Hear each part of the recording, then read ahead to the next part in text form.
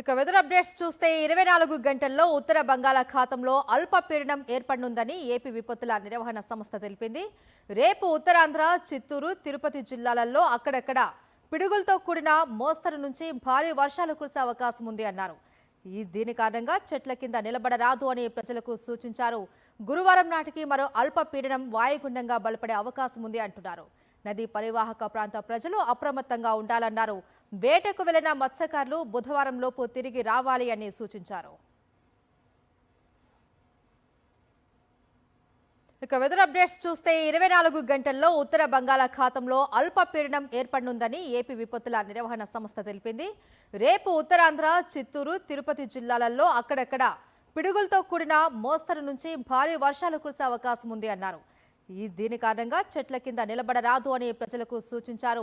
గురువారం నాటికి మరో అల్పపీడనం వాయుగుండంగా బలపడే అవకాశం ఉంది అంటున్నారు. నదీ పరివాహక ప్రాంత ప్రజలు అప్రమత్తంగా ఉండాలన్నారు. వేటకు వెళ్లిన మత్స్యకారులు బుధవారం లోపు తిరిగి రావాలి అని సూచించారు.